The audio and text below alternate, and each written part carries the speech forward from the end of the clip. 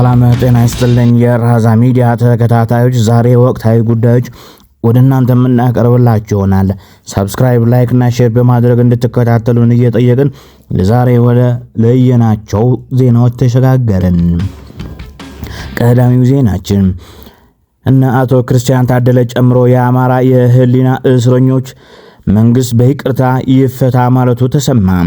ምንጮቻችን እንዳሉት ከአማራ ክልል ግጭት ጋር በተያያዘ በእስር ላይ የሚገኙት እነ ክርስቲያን ታደለ በማረሚያ ቤት የሚገኙ የአማራ ተወላጆች በይቅርታ ሊፈቱ መሆናቸው ተሰምቷል። ከሁለት ዓመት በፊት በክልሉ በተቀሰቀሰው ግጭት እጃቸው አለበት በሚል ታፍሰው የታሰሩት ፖለቲከኞችና የማህበረሰብ አንቂዎች ከመጪው ገና በዓል በፊት ከእስር እንዲፈቱ ይጠበቃል።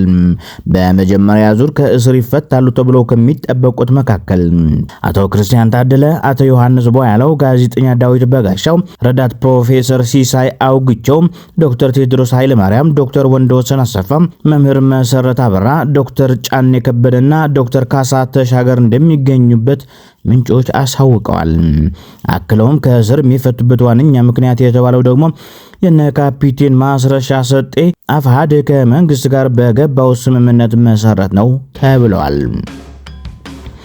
ኢትዮጵያ፣ ሱዳንና ደቡብ ሱዳን በፈረንጆቹ 2026 በተባበሩት መንግስታት ድርጅት በኩል የአሜሪካ እርዳታ ከሚያገኙ 17 ሀገራት መካከል ተካተቱ።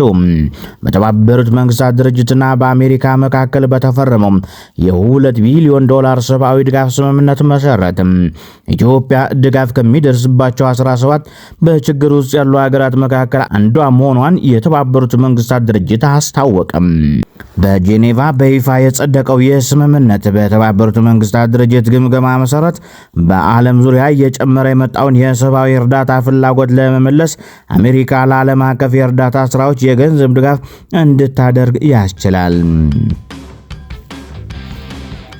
በየሳምንቱ በአማካይ 850 አዳዲስ ኢትዮጵያውያን በየመን ድንበር አቋርጠው ወደ ሳውዲ አረቢያ ሊገቡ ሲሉ ይያዛሉ ሲል የሳውዲ አረቢያ ሳምንታዊ ሪፖርት አስታወቀም።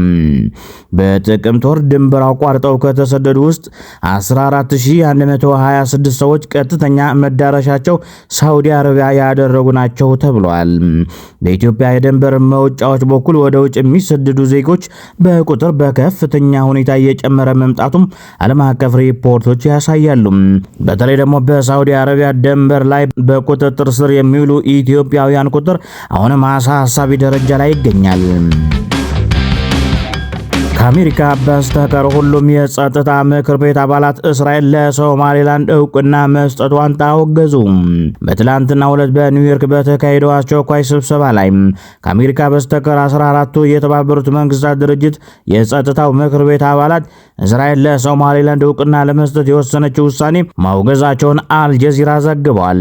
በተባበሩት መንግስታት ድርጅት የሶማሊያ ቋሚ መልእክተኛ አቡበከር ዳሂር ኡስማን እስራኤል የሰጠችው እውቅና የጥቃት ድርጊት ሲል ገልጾታል። በተጨማሪም ውሳኔው ሶማሊያን ሊከፋፍል እንዲሁም በሰፊው የአፍሪካ ቀንድና በቀይ ባህር አካባቢ አለመረጋጋትን ሊፈጥር ይችላል ሲል አስጠንቅቋል። መልእክተኛው አክለው እስራኤል የሰጠችው እውቅና ፍልስጤማውያንን ከጋዛ በኃይል ወደ ሶማሌላንድ ለማዛወር ከታቀደ እቅድ ጋር የተያያዘ ሊሆን ይችላል የሚል ስጋታቸውም ገልጸዋል። ይህም የእስራኤል ድርጊት ይበልጥ አሳሳቢ እንደሚያደርገው ተናግረዋል። አሜሪካ በበኩሏ እስራኤል ዲፕሎማሲያዊ ግንኙነት የመመስረት መብት እንዳላት በመጥቀስ ተከላክላለች።